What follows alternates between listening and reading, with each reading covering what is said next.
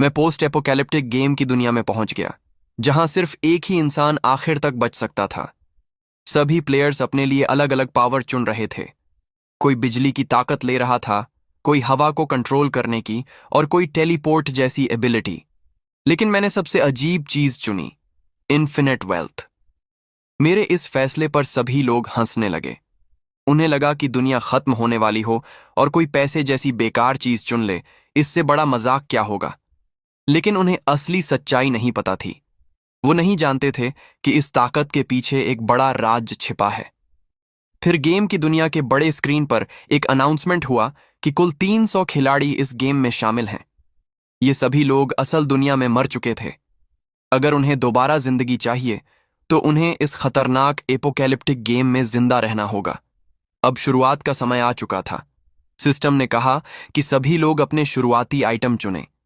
मैंने जल्दी जल्दी शेल्फ पर रखी चीजों को देखना शुरू किया। बाकी खिलाड़ी पागलों की तरह पावर छीन रहे थे, क्योंकि उन्हें डर था कि कुछ सेकंड की देरी में उनकी पसंदीदा एबिलिटी कोई और ले जाएगा। धीरे धीरे बिजली, विंड ब्लेड, टेलीपोर्ट और हीलिंग जैसी सारी पावर खत्म होने लगी। तभी आखिरी पेज पर मेरी नजर नीचे रखे एक सोने के सिक्के पर पड़ी, जिस पर लिखा था अज्ञात संपत्ति। बिना देर किए मैंने वह गोल्ड कॉइन उठा लिया। उसी समय मेरे साथ बस में मरे हुए बाकी लोग भी यहां टेलीपोर्ट होकर आ गए। उनमें मेरा स्क्वाड लीडर ही यांगरुई भी था, जिसने माइंड कंट्रोल की ताकत चुनी थी। जब उसने मुझे सोने के सिक्के इकट्ठा करते देखा तो मजाक उड़ाते हुए बोला, दुनिया खत्म होने वाली है और तुम पैसे जमा कर रहे हो, इसका क्या फायदा। उसके बाद सबकी नजर बान होऊ औयू पर गई। उसने एक बहुत अजीब पावर चुनी थी, प्यार हासिल करना। इस पावर की वजह से वह इंसानों का प्यार तो पा ही सकता था, यहां तक कि जॉम्बी का प्यार भी पा सकता था। और जब तक सच्चा प्यार उसके साथ रहेगा, उसकी रक्षा होती रहेगी। मैं मरूंगा नहीं, किसी भी हाल में नहीं। सभी लोगों के आइटम बंटने के बाद सिस्टम की आवाज फिर से गूंजी। सिस्टम ने कहा कि सभी खिलाड़ियों के पास अपनी ताकत बढ़ाने और ट्रेनिंग करने के लिए 1 साल है, क्योंकि ठीक 1 साल बाद असली एपोकैलिप्स शुरू होने वाला है। लेकिन एक बात सुनकर सबके चेहरे बदल गए। सिस्टम ने साफ कहा, इस गेम में सिर्फ एक ही विजेता होगा। आखिर तक जो आखिरी खिलाड़ी जिंदा बचेगा वही इनाम पाएगा और दोबारा जन्म लेने का मौका मिलेगा। ये सुनते ही सब समझ गए कि यहां कोई दोस्त नहीं है, हर इंसान दूसरे का दुश्मन है। मैं तुरंत वहां से निकल गया और अपनी एपोकैलिप्स सर्वाइवल प्लान पर काम शुरू कर दिया। मैंने दुनिया के नक्शे पर खोज शुरू की और आखिरकार प्रशांत महासागर के बीच एक सुनसान द्वीप ढूंढ लिया। वो बहुत बड़ा नहीं था, लेकिन उसकी जगह एकदम सही थी। जमीन स्थिर थी, चारों तरफ अलग थलग था और एयरपोर्ट बनाने के लिए भी बढ़िया था। मैंने बिना देर किए लगभग 1 बिलियन में कई छोटे द्वीप खरीद लिए और उसका नाम रखा फ्यूचर आइलैंड। बाहर की दुनिया को बताया गया कि वहां एक टूरिज्म प्रोजेक्ट बन रहा है। मैंने कई बड़े क्रूज शिप खरीदे और एनपीसी के साथ कंस्ट्रक्शन एग्रीमेंट भी साइन कर लिया। लेकिन असली प्लान कुछ और था। मैंने सभी लोगों से गोपनीयता समझौता साइन करवाया। किसी को भी फ्यूचर आइलैंड की असली लोकेशन नहीं पता थी। सुरक्षा के लिए मैंने पहले ही जैमर लगा दिए और मजदूरों के मोबाइल भी जमा करवा लिए ताकि कोई जानकारी बाहर न जाए। ऊपर से देखने पर जो किला दिखाई दे रहा था वो सिर्फ दिखावा था। असली ड्यूम्सडे फोर्ट्रेस जमीन के नीचे बनाया जा रहा था। ऐसा किला जो न्यूक्लियर बम, बायोलॉजिकल और केमिकल अटैक तक झेल सके। यहां तक कि अगर कोई सुपर जॉम्बी हमला कर दे तब भी अंदर घुसना लगभग नामुमकिन था। उसकी स्टील की दीवारें लगभग 5 मीटर मोटी थीं। ऊर्जा की समस्या के लिए मैंने द्वीप पर हवा, समुद्री लहरों और न्यूक्लियर पावर की व्यवस्था करवाई। साथ ही इमरजेंसी के लिए 10 लाख ऑक्सीजन टैंक भी जमा कर दिए। पूरा अंडरग्राउंड बंकर 12 हिस्सों में बंटा हुआ था। अगर 1-2 हिस्से नष्ट भी हो जाएं, तब भी बाकी हिस्से काम करते रहेंगे। कुछ जगहों पर आधुनिक खेती, मछली पालन और मुर्गी पालन की व्यवस्था थी, जबकि बाकी जगहों में दवाइयाँ, खाने पीने का सामान, पानी, team room, gym, medical room और बाकी जरूरी सुविधाएं मौजूद थीं।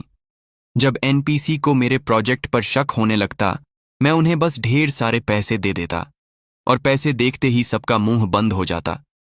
आखिर मेरे पास पैसा इतना था कि चाहे जितना खर्च करूं, खत्म ही नहीं हो रहा था।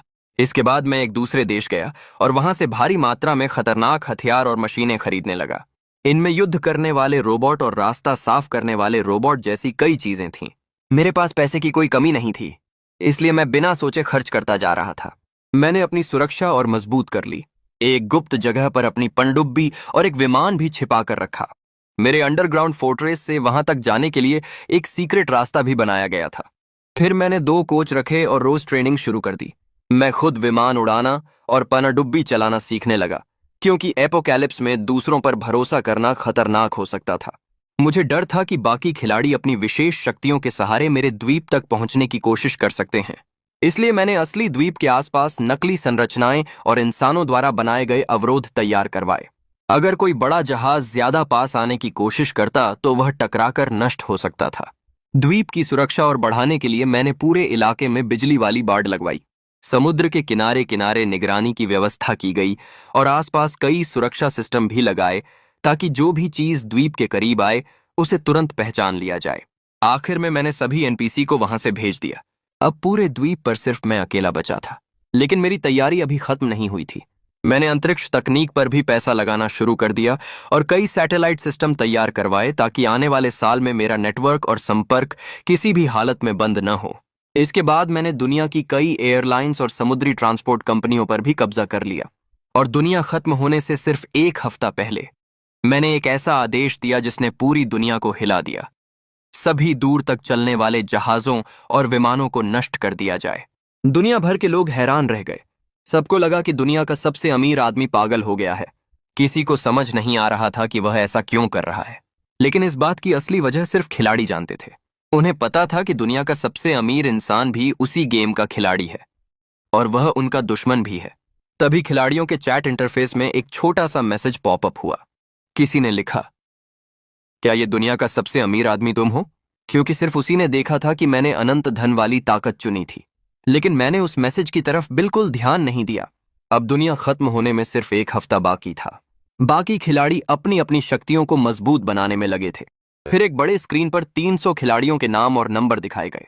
मेरा नंबर था 99, झाओ यांगजे का नंबर 100 और लियू रुइयान का 108। तभी सिस्टम ने फिर चेतावनी दी, एपोकैलिप्स शुरू होने वाला है और यह गेम तब तक चलता रहेगा जब तक सिर्फ एक खिलाड़ी जिंदा न बचे। लेकिन किसी ने भी नहीं सोचा था कि दुनिया का अंत किस रूप में आएगा। अचानक उत्तर से दक्षिण की तरफ पूरी दुनिया में भयंकर बारिश शुरू हो गई। ये सामान्य बारिश नहीं थी। लगातार और बहुत तेज बारिश ने पूरी दुनिया में ऐसे बाढ़ ला दी जैसे कोई पौराणिक प्रलय आ गई हो। हालांकि फ्यूचर आइलैंड पर भी भारी बारिश हुई, लेकिन उसका असर ज्यादा नहीं हुआ, क्योंकि द्वीप छोटा था और कुछ दिनों बाद बारिश के बादल वहां से आगे बढ़ गए। बाकी विशेष शक्तियों वाले खिलाड़ी गुस्से से भर गए और सिस्टम से शिकायत करने लगे, हमारी ताकतों का फायदा ही क्या अगर पूरी दुनिया पानी में डूब जाए। उन्हें लग रहा था कि सिस्टम ने उनके साथ चीटिंग कर दी है। तभी सिस्टम की आवाज आई, किसने कहा कि दुनिया का अंत हमेशा ज़ॉम्बी वायरस से ही होता है? मैं चुप रहा, क्योंकि जब मैं इस दुनिया में आया था मेरे पास कुछ भी नहीं था, जबकि बाकी खिलाड़ी पूरे साल अपनी शक्तियों की ट्रेनिंग में लगे रहे। और मैं अपनी ताकत अनंत धन का इस्तेमाल करके तैयारी कर रहा था। बाकी लोगों की हालत अलग थी। देश के जमा किए गए संसाधन भी धीरे धीरे खत्म होने लगे थे। कुछ खिलाड़ी अपनी शक्तियों का इस्तेमाल करके गलत काम करने लगे और बड़ी बड़ी कोठियां या शेल्टर हासिल कर लिए। उधर मैं आराम से अपने सुरक्षित फोर्ट्रेस में बैठा हॉटपॉट खाते हुए लाइव न्यूज देख रहा था। एक न्यूज एंकर पर्दे के पीछे छिपकर सामने वाली बिल्डिंग की हालत दिखा रहा था। वहां एक खिलाड़ी अपनी आग की शक्ति से लोगों का सामान लूट रहा था। एंकर घबराकर बोला, दोस्तों ये कोई स्पेशल इफेक्ट या कॉस्प्ले नहीं है, ये सच में सुपर पावर वाला इंसान है। पहले ये हमारी सोसाइटी में सिक्योरिटी गार्ड था और अब ये आग से दरवाजे तोड़कर लोगों को लूट रहा है। ये उसकी 10वीं लूट है। फिर इसके बाद पुलिस और स्पेशल फोर्स की टीम हथियारों और रेस्क्यू बोट्स के साथ वहां पहुंच गई। पहली बार ऐसा लग रहा था जैसे असली युद्ध शुरू हो गया हो। उस सिक्योरिटी गार्ड की आग इतनी शक्तिशाली थी कि उसने लोहे का बड़ा दरवाजा तक पिघला दिया। फिर चारों तरफ गोलियों और आग का भयंकर मुकाबला शुरू हो गया। खिड़कियां टूटने लगीं, धमाके होने लगे। अचानक एक इंसान ऊपर की मंजिल से उड़ता हुआ नीचे बाढ़ के पानी में जा गिरा। कुछ देर बाद गेम के पब्लिक स्क्रीन पर एक खिलाड़ी का नाम धुंधला होकर गायब हो गया। इसका मतलब साफ था, एक खिलाड़ी मर चुका था। इसी बीच मेरे चैट में फिर कोई यिंगरुई का मैसेज आया। वह बोला, चलो गठबंधन करते हैं, हम क्लासमेट भी हैं और हमारे नंबर भी साथ साथ हैं। हम आखिर तक साथ रहेंगे। मेरे पास माइंड कंट्रोल की शक्ति है और तुम्हारे पास कोई लड़ने वाली शक्ति नहीं है। मैं बाकी खिलाड़ियों से तुम्हारी रक्षा करूंगा। लेकिन मैंने उसे फिर नजरअंदाज कर दिया, क्योंकि मुझे पहले से पता था कि अगर आखिर में सिर्फ हम दोनों बचते तो वह अपनी माइंड कंट्रोल शक्ति से मुझे कंट्रोल करके खुद अकेला विजेता बन जाता। उसे लगा कि उसने मुझे समझ लिया है, लेकिन असल में उसने मेरी समझदारी को कम आंका था। धीरे धीरे दुनिया की बिजली और पानी बंद हो गए। खाने की कमी होने लगी। 3 महीने की बाढ़ ने सामान्य लोगों की बची हुई उम्मीद भी तोड़ दी। आखिरकार लोग टूटने लगे। उन्होंने लूटपाट, तोड़फोड़ और आगजनी शुरू कर दी। खिलाड़ियों ने भी आम लोगों के बीच छिपकर बचने की कोशिश की। लेकिन एक समस्या थी, शक्तियां छिप नहीं सकती थीं। और फिर ऊपर से एक बड़ा आदेश जारी हुआ, सभी सुपर पावर वाले लोगों को पकड़ो। सिस्टम ने नया नियम जारी कर दिया, अगर किसी विशेष शक्ति वाले इंसान को पकड़ा गया तो उसे रिसर्च इंस्टीट्यूट भेज दिया जाएगा। अब दुनिया पूरी तरह बदल चुकी थी। ऐसा लग रहा था जैसे मैं और बाकी लोग 2 अलग-अलग दुनियाओं में जी रहे हों। उधर लोग बाढ़, भूख और लड़ाई में फंसे हुए थे, जबकि मैं अपने फ्यूचर आइलैंड पर आराम की जिंदगी जी रहा था। मैं हर दिन द्वीप पर घूमता, धूप लेता, समुद्र का नजारा देखता और समय समय पर अपनी पनडुब्बियों और विमानों की जांच करता। मेरे लिए फ्यूचर आइलैंड किसी स्वर्ग से कम नहीं था। सब कुछ सुरक्षित और आरामदायक था, लेकिन यह शांति ज्यादा समय तक नहीं चली। एक दिन अचानक दुनिया के पब्लिक स्क्रीन पर एक मैसेज दिखाई दिया। किसी खिलाड़ी ने मेरी पहचान उजागर कर दी थी। उसने लिखा, प्लेयर नंबर 99 दुनिया का सबसे अमीर आदमी है। उसने दुनिया खत्म होने से पहले बहुत सारे शेल्टर बनाए हैं। अगर बचना है तो प्लेयर नंबर 99 को ढूंढो। ये खबर आते ही जो स्क्रीन लंबे समय से शांत थी, अचानक फट पड़ी। हर तरफ हलचल मच गई।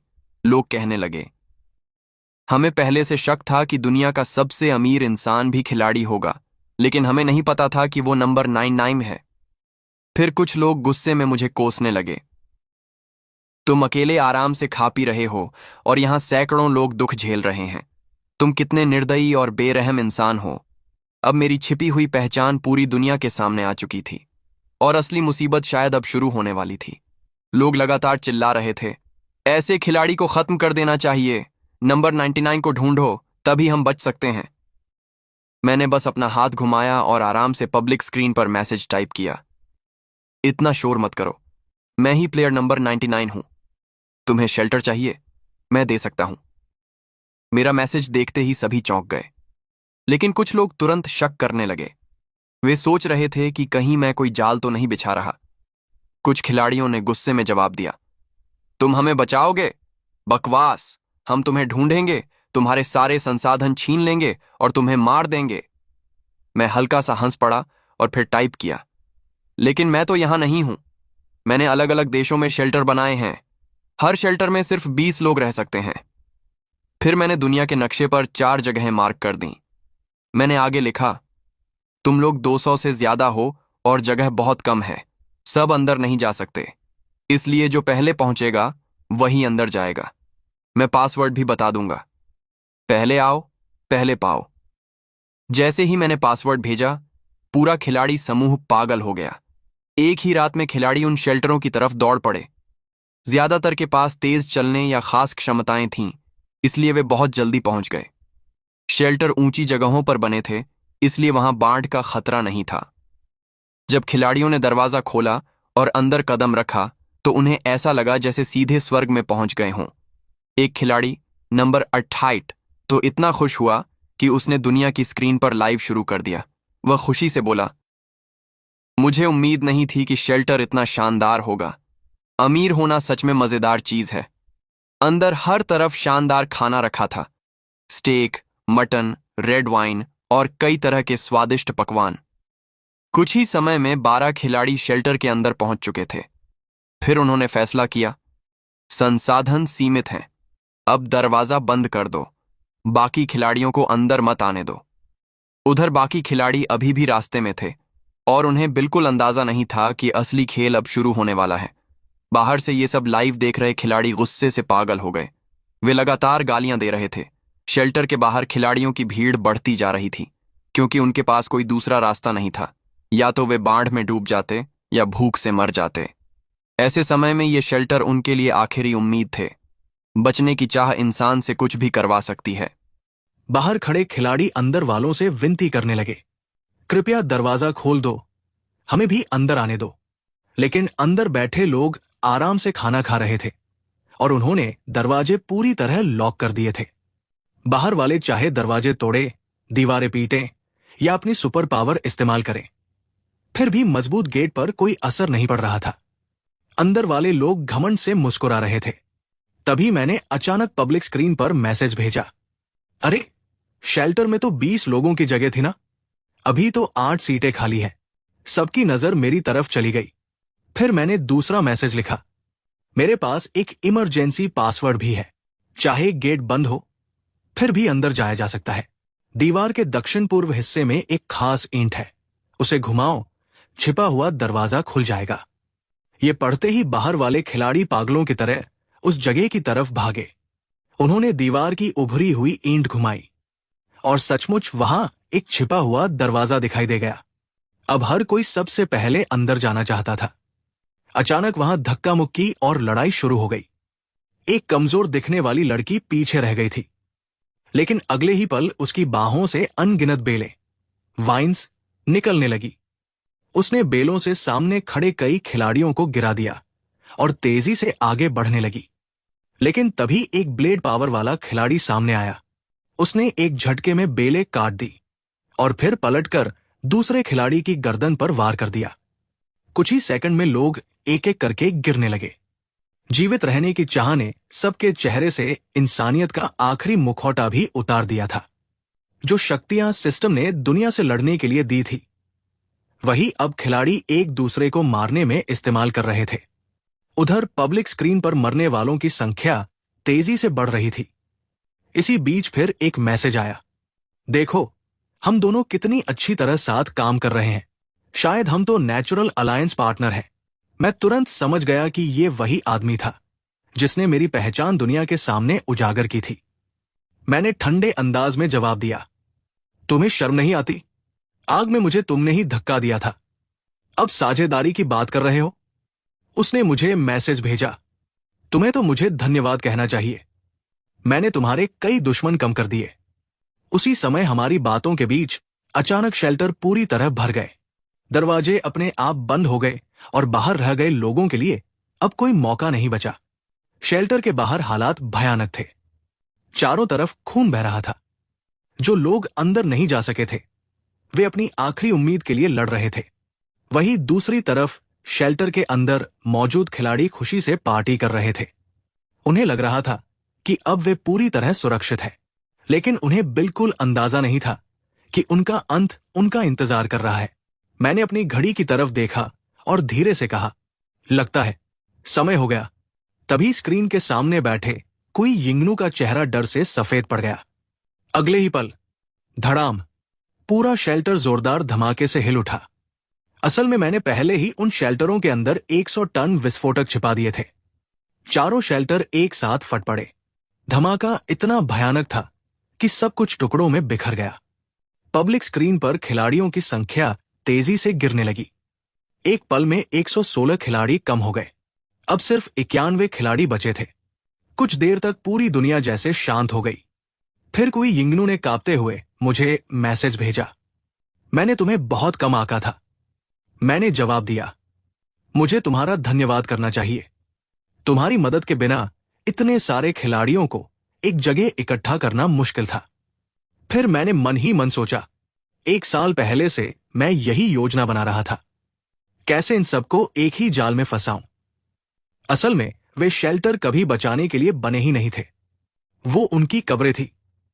तभी सिस्टम का एक और मैसेज आया, बधाई हो, आप सबसे ज्यादा दुश्मन बनाने वाले खिलाड़ी बन गए हैं। आपको अतिरिक्त इनाम दिया जाता है। आगे भी शानदार प्रदर्शन की उम्मीद है। ये पढ़कर मैं हंसने लगा, क्योंकि इस दुनिया का नियम साफ था। प्रलय की दुनिया में कमजोर लोग शिकार बनते हैं। समय बीतता गया। 4 महीने बाद आखिरकार बारिश रुक गई। बाढ़ का पानी धीरे धीरे उतरने लगा और फिर कई महीनों बाद सूरज दोबारा उगा उसकी रोशनी उस धरती पर पड़ रही थी जो अनगिनत आत्माओं की यादों से भरी हुई थी। सबने राहत की सांस ली क्योंकि आखिरकार 7वीं आपदा खत्म हो गई थी।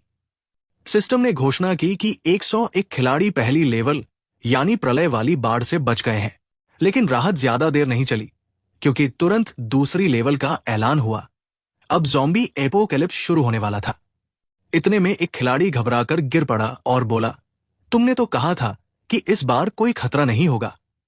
तब सामने वाला जवाब देता है कि उसने कभी नहीं कहा था कि दुनिया में कोई खतरा या दुख नहीं होगा। असली मुश्किलें तो अभी बाकी थी। अब सब लोग अपनी अपनी शक्तियों का इस्तेमाल करने वाले थे। सभी अपनी किस्मत का इंतजार कर रहे थे कि उन्हें कौन सी क्षमता मिलेगी। तभी लियू रुयांग ने मेन कैरेक्टर को एक प्राइवेट मैसेज भेजा। उसने कहा, तुम्हारे पास कोई ताकत नहीं है। ज़ॉम्बी वाली दुनिया में तुम अकेले नहीं बच पाओगे। अगर तुम मुझे अपने कुछ सामान दे दो और अपनी लोकेशन बता दो तो मैं आकर तुम्हारी रक्षा कर सकता हूं। लेकिन मेन कैरेक्टर को उसकी असलियत पहले से पता थी। लियू अपनी खास शक्ति से लोगों का प्यार और भरोसा जीत लेता था। इसी वजह से बाढ़ के समय उसके पड़ोसी उसे सामान देते रहे और जब बचाव टीम आई तो उसे सबसे पहले बचा लिया गया। वो रास्ते भर दूसरों की सहानुभूति और देखभाल का फायदा उठाता रहा और खुद के लिए दूसरों के बचने का मौका भी छीनता रहा। मेन कैरेक्टर ने उसकी चाल समझ ली और साफ मना कर दिया। उसने कहा, माफ करना, मुझे कोई दिलचस्पी नहीं है। उसे यह भी समझ आ गया था कि लियू को उसके अमीर होने की बात पता थी और यह सिर्फ संयोग नहीं था। बाढ़ की आपदा खत्म होने के बाद भी हालात और खराब हो गए। अब ज़ॉम्बी संकट शुरू हो चुका था और दुनिया की हालत एकदम बिखर गई थी। अलग अलग देशों की सामाजिक व्यवस्था अचानक टूट गई। शुरुआत में साधारण ज़ॉम्बी से निपटना मुश्किल नहीं था, लेकिन असली समस्या तब शुरू हुई जब वायरस बार बार फैलने लगा और उसमें बदलाव यानी म्यूटेशन होने लगे। जैसा मेन कैरेक्टर ने सोचा था, कुछ खास तरह के बुद्धिमान ज़ॉम्बी और सुपर पावर वाले ज़ॉम्बी पैदा होने लगे। नियम यह था कि अगर कोई ज़ॉम्बी किसी सुपर पावर वाले इंसान का मांस खा लेता तो वो उसकी शक्ति भी हासिल कर लेता था। मतलब अब दुश्मन पहले से कहीं ज्यादा खतरनाक बन चुके थे। दुनिया का इंटरनेट सिस्टम पहले ही खत्म हो चुका था। अब लोग सिर्फ रेडियो के जरिए जानकारी भेज रहे थे। लेकिन मेन कैरेक्टर आम लोगों जैसा नहीं था। उसके पास आसमान में मौजूद कुछ सैटेलाइट्स थे जिनसे वो पूरी धरती को लाइव देख सकता था। धीरे धीरे खिलाड़ियों की संख्या कम होती गई और अब सिर्फ 730 खिलाड़ी बचे थे।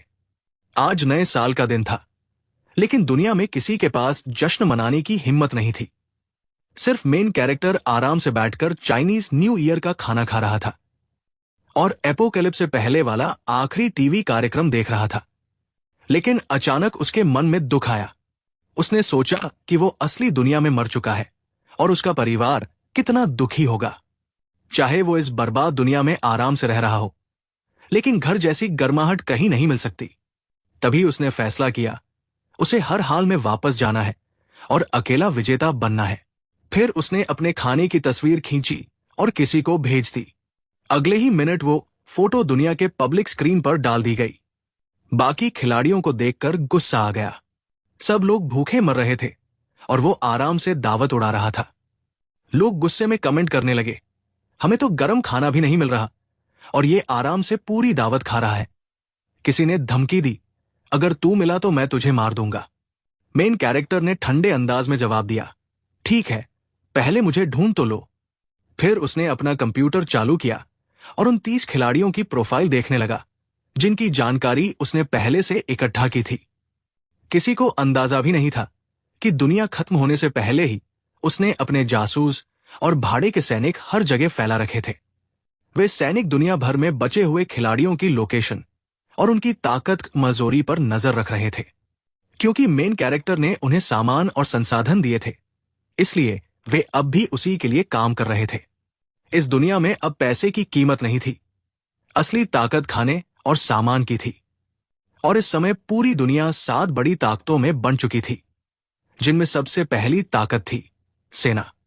दुनिया की पहली बड़ी ताकत सेना थी। उनके पास बहुत बड़ा हथियारों का भंडार और मजबूत बेस था, जिसे तोड़ना लगभग नामुमकिन था। इसी दौरान कुई यिंगनू ने अपनी माइंड कंट्रोल शक्ति से सेना के एक बड़े लीडर को अपने काबू में कर लिया। दूसरी बड़ी ताकत थी ज़ॉम्बी समूह। इनमें कुछ बहुत खतरनाक और खास ज़ॉम्बी मौजूद थे। वे इंसानों और खिलाड़ियों को काटकर मारते थे और उनकी शक्तियां भी अपने अंदर ले लेते थे। इनके बीच एक ज़ॉम्बी किंग भी था और उसके आसपास उसके खास साथी रहते थे जो उसकी रक्षा करते थे। तीसरी बड़ी ताकत थी गैंगस्टर्स की। दुनिया खत्म होने से पहले ही नंबर 128 एक बेहद खतरनाक देश का सबसे खतरनाक अपराधी माना जाता था। उसने अपनी शक्ति से कई गैंगस्टर्स को अपने साथ मिला लिया। उसके नेतृत्व में गैंग आम लोगों को लूटकर अपनी ताकत बढ़ा रही थी। बाकी बचे हुए 26 खिलाड़ी भी इन तीन बड़ी ताकतों में से किसी न किसी के साथ जुड़ चुके थे। नंबर 128 के पास गुरुत्वाकर्षण यानी ग्रेविटी को कंट्रोल करने की शक्ति थी। एकेडमिक लड़ाई में उसकी ताकत बहुत खतरनाक थी और लगभग कोई खिलाड़ी उसका मुकाबला नहीं कर सकता था। लेकिन मेन कैरेक्टर को पता था कि दिखने में ताकतवर होने के बावजूद गैंगस्टर्स की पूरी टीम असल में सबसे कमजोर थी। उसने नंबर 128 की प्रोफाइल पर पेन से टैप करते हुए कहा, शुरुआत तुमसे करेंगे। उसी समय सिस्टम ने घोषणा की कि अब सिर्फ 30 खिलाड़ी बचे हैं और आगे गेम की कठिनाई पहले से भी ज्यादा बढ़ने वाली है। अब गेम की तीसरी लेवल शुरू हो गई, अत्यधिक ठंड वाला महाद्वीप।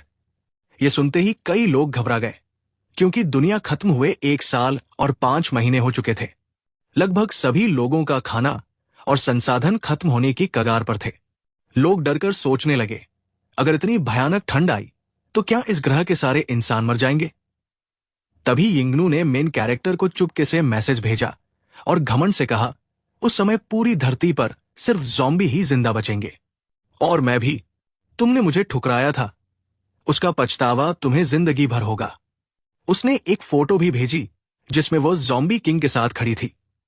जितनी ज्यादा शक्तियां ज़ॉम्बी किंग निगलता जा रहा था उतना ही वो इंसानों जैसा दिखने लगा था। उसकी लाल आंखें और सफेद चेहरा देखकर किसी को भी डर लग सकता था। मेन कैरेक्टर ने यह देखकर मन ही मन कहा, अगर ऐसा है तो तुम दोनों को भी खत्म करना पड़ेगा।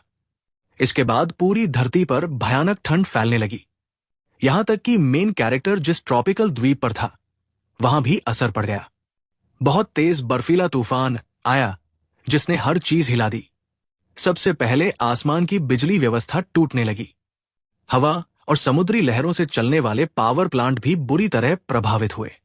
अच्छी बात यह थी कि मेन कैरेक्टर के भूमिगत किले में बैकअप न्यूक्लियर पावर प्लांट अभी भी काम कर रहा था। उधर गैंगस्टर्स की हालत पहले से ही खराब थी। वे लोगों से लूटकर जी रहे थे, इसलिए उनके पास स्थिर संसाधन नहीं थे। अब उनके अंदर आपसी झगड़े शुरू हो गए।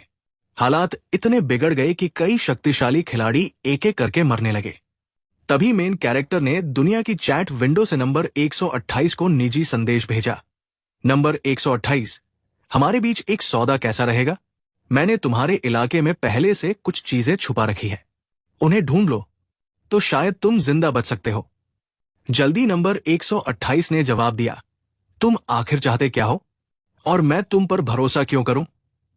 मेन कैरेक्टर बोला, मुझे ज़ॉम्बी किंग को खत्म करना है। मैंने जो वैज्ञानिकों की टीम बनाई थी उन्होंने ज़ॉम्बी के लिए एक एंटीडोट तैयार किया है। इसे ज़ॉम्बी पर छिड़कते ही वे खत्म होने लगेंगे। लेकिन मेरी समस्या यह है कि मेरी खुद की लड़ने की शक्ति लगभग 0 है। तुम 30 बचे खिलाड़ियों में सबसे ताकतवर हो, इसलिए सिर्फ तुम ही ये काम कर सकते हो। उसने आगे कहा, हम इंसान भयंकर ठंड से डरते हैं लेकिन ज़ॉम्बी नहीं। जितना समय बीतेगा ज़ॉम्बियों के जीतने की संभावना उतनी बढ़ती जाएगी। मेरे पास चाहे जितने भी संसाधन हो, एक दिन वे भी खत्म हो जाएंगे। और अगर ज़ॉम्बी किंग के पास मौजूद नंबर 101 जीत गया तो आखिर में वही अंतिम विजेता बनेगा। मेन कैरेक्टर ने समझाया कि ज़ॉम्बी किंग इतना शक्तिशाली हो चुका है कि कोई भी खिलाड़ी अकेले उसे नहीं मार सकता। लेकिन उसके पास एक फायदा था, एंटीडोट। नंबर 128 का भरोसा जीतने के लिए उसने अपने सैनिकों के जरिए एंटीडोट और कुछ जरूरी सामान भेज दिया। नंबर 128 सोचने लगा कि अगर आखिर में सिर्फ वो और मेन कैरेक्टर बचे तो वो आसानी से उसे मार सकता है, क्योंकि मेन कैरेक्टर सबसे कमजोर खिलाड़ी दिखता था। इसलिए उसके साथ हाथ मिलाना अभी के लिए सबसे अच्छा विकल्प था। फिर एक बर्फीली रात में सैकड़ों ड्रोन उड़ते हुए ज़ॉम्बियों के इलाके की तरफ पहुंचे। उस समय ऊपर कमरे में ज़ॉम्बी किंग और लियू रुयांग मौजूद थे। ज़ॉम्बी किंग की सुनने की क्षमता बहुत तेज थी, इसलिए उसने तुरंत कुछ गड़बड़ महसूस कर ली। वो धीरे से उठा और जाने से पहले उसने लियू रुयांग पर कंबल भी ठीक से डाल दिया। इससे साफ था कि वो उसकी बहुत परवाह करता था। तभी आसमान से बर्फ के साथ एंटीडोट की बारिश शुरू हो गई। जिन ज़ॉम्बियों के ऊपर वो दवा गिरी, वे दर्द से तड़पने लगे और धीरे धीरे खून में बदलकर खत्म होने लगे। ये देखकर ज़ॉम्बी किंग आग बुला हो गया।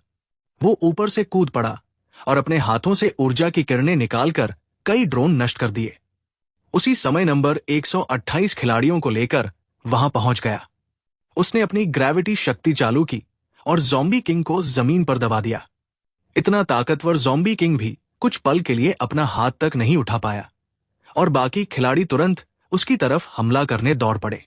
ज़ॉम्बी किंग ने अपने गले से एक तेज सीटी जैसी आवाज निकाली। ये उसका संकेत था। अंधेरे में छिपे ज़ॉम्बी तुरंत बाहर निकल आए। वे बहुत तेज थे, जैसे बंदर छलांग लगाते हों। उन्होंने खिलाड़ियों पर हमला कर दिया और कुछ खिलाड़ियों की गर्दन एक ही काट में उड़ा दी। उधर नंबर 128 ने अपनी ग्रेविटी शक्ति का दोबारा इस्तेमाल किया। उसकी ताकत इतनी खतरनाक थी कि आसपास की ऊंची इमारतें तक टूटकर गिरने लगी। बड़े बड़े पत्थर और मलबा ज़ॉम्बियों पर गिरा और उनके साथ ज़ॉम्बी किंग भी दब गया। तभी लियू रुयांग बालकनी में खड़ी थी। ठंडी हवा उसके बालों को उड़ा रही थी। तभी नंबर 128 ने अपनी उंगलियां हिलाई और उसके पैरों के नीचे की बालकनी टूटने लगी। लियू घबराकर चीख पड़ी, लेकिन उसी पल ज़ॉम्बी किंग अचानक सामने आ गया और उसे बचा लिया। ये देखकर सभी हैरान रह गए। अचानक ज़ॉम्बी किंग ने अपने हाथ से कई पतली ऊर्जा जैसी लाइनें निकाली और उन्होंने नंबर 128 को जकड़ लिया। नंबर 128 हैरान रह गया, क्योंकि उसे नहीं पता था कि ज़ॉम्बी किंग के पास ऐसी शक्ति भी है। फिर ज़ॉम्बी किंग ने हल्का सा हाथ खींचा और अगले ही पल नंबर 128 का शरीर टुकड़ों में बंट गया। लेकिन ज़ॉम्बी किंग को एक बात का अंदाजा नहीं था। नंबर 128 के शरीर पर एंटीडोट के पैकेट छिपे हुए थे। जैसे ही उसका शरीर फटा, वे पैकेट भी फट गए। दवा हवा में फैल गई और सीधे ज़ॉम्बी किंग को घेर लिया। लियू चीखती रही और उसकी आंखों के सामने ज़ॉम्बी किंग दर्द से तड़पने लगा।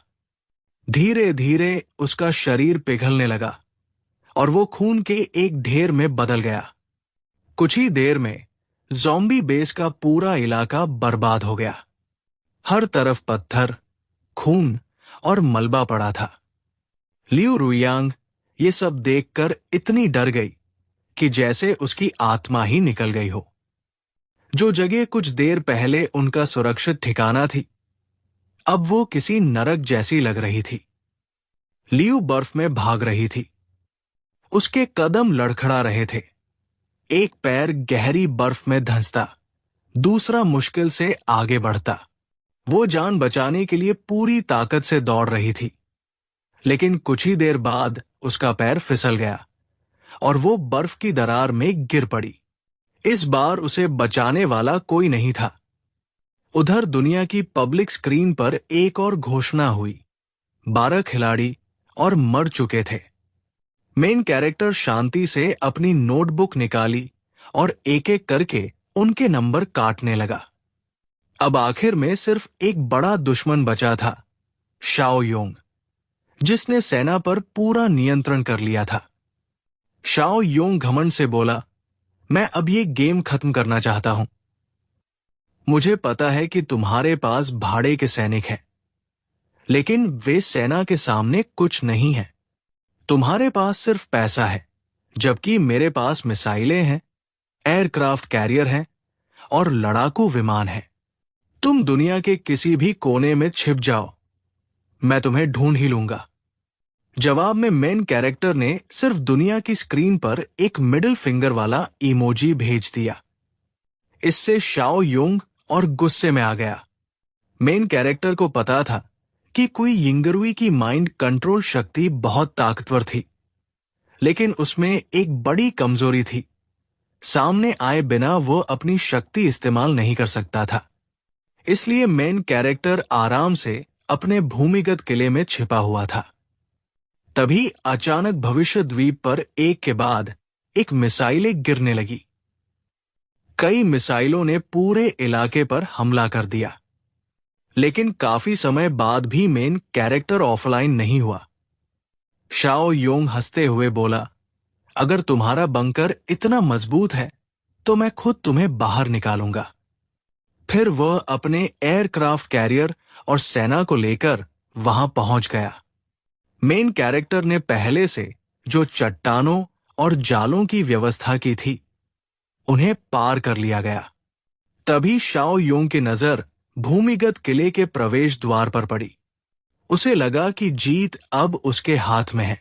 वो मुस्कुराया और अपने सैनिकों को आदेश दिया, भारी हथियारों से दरवाजा तोड़ दो। फिर सैनिकों ने बंकर के गेट पर लगातार गोले और गोलियां बरसाना शुरू कर दिया। कई बार की भारी बमबारी के बाद आखिरकार बंकर का गेट उड़ गया और अंदर जाने का रास्ता दिखाई देने लगा। शाओ योंग को लगा कि अब जीत पूरी तरह उसकी है। उसने तुरंत मेन कैरेक्टर को वीडियो कॉल की। कॉल उठते ही वो घमंड से मुस्कुराया और बोला, अब माफी मांगने में बहुत देर हो चुकी है। उसने अपने सैनिकों को अंदर जाने का इशारा किया ताकि वे मेन कैरेक्टर को बाहर घसीट कर लाएं। लेकिन तभी वीडियो में दिखाई देने वाली चीज देखकर वो रुक गया। मेन कैरेक्टर बिल्कुल शांत बैठा था। उसके पीछे धरती नहीं, बल्कि विशाल अंतरिक्ष दिखाई दे रहा था। फिर उसने कहा, तुम्हें किसने कहा कि मैं फ्यूचर आइलैंड पर हूं? ध्यान से देखो, मैं कहां हूं? इतना बोलते ही अचानक फ्यूचर आइलैंड पर एक बहुत बड़ा धमाका हुआ। पूरे द्वीप पर परमाणु विस्फोट हो गया। वहां मौजूद हर चीज पल भर में मिट गई, चाहे कोई कितना भी शक्तिशाली क्यों न हो। इस तरह के हमले से बचना लगभग नामुमकिन था। कोई यिंगरुई भी नहीं बच सकता था। सिस्टम ने तुरंत घोषणा की, खिलाड़ी नंबर 100 समाप्त हो चुका है। कुछ पल बाद अंतिम आवाज आई, बधाई हो खिलाड़ी नंबर 99, आप अकेले विजेता बने हैं। आपने सफलतापूर्वक गेम पूरा कर लिया है। लेकिन फिर कहानी एक बड़ा राज खोलती है। शाओ योंग के पास एक ऐसा खिलाड़ी था जिसके पास खास शक्ति थी। वो तस्वीर देखकर उसकी लोकेशन और उस समय के अक्षांश देशांतर लैटिट्यूड लॉन्जिट्यूड पता कर सकता था। कोई यिंगरुई को ये बात समझ आ गई थी, इसलिए वो कई बार वीडियो कॉल करके मेन कैरेक्टर की लोकेशन पता करना चाहता था। लेकिन मेन कैरेक्टर ने कभी कॉल स्वीकार नहीं की। बाद में जब मेन कैरेक्टर ने न्यू ईयर वाली फोटो भेजी तो शाओ योंग को लगा कि अब उसने उसकी लोकेशन ढूंढ ली है। उसने सोचा कि पहले गैंगस्टर्स और ज़ॉम्बी किंग खत्म होने दो, फिर वो खुद जाकर आखिरी फायदा उठाएगा। लेकिन मेन कैरेक्टर पहले से उसकी चाल जानता था। वो फोटो असली गलती नहीं थी। उसने जानबूझकर वही फोटो भेजी थी ताकि शाओ योंग जाल में फंस जाए। ये सब मेन कैरेक्टर की पहले से बनाई हुई योजना थी। उसने वो फोटो जानबूझकर भेजी थी ताकि शाओ योंग को लगे कि उसकी असली लोकेशन फ्यूचर आइलैंड पर है और वो वहीं पहुंच जाए। असल में फोटो भेजने के तुरंत बाद ही मेन कैरेक्टर फ्यूचर आइलैंड छोड़ चुका था। उसने सिस्टम से पूछा, जो एक्स्ट्रा बोनस मुझे मिला था, क्या मैं उसे अभी इस्तेमाल कर सकता हूं? सिस्टम ने जवाब दिया, बिल्कुल। वो बोनस था, किसी भी जगह टेलीपोर्ट होने का एक मौका। मेन कैरेक्टर ने अपने जरूरी सामान साथ लिए और उस शक्ति का इस्तेमाल करके सीधे एक स्पेस स्टेशन पर पहुंच गया। लेकिन एक समस्या थी। सिस्टम ने उसे वापस धरती पर आने का विकल्प नहीं दिया था, इसलिए उसे गेम खत्म होने तक इंतजार करना पड़ा। लेकिन अब उसे कोई चिंता नहीं थी, क्योंकि आखिरकार उसने गेम जीत लिया था और अब वो अपने घर वापस जा सकता था।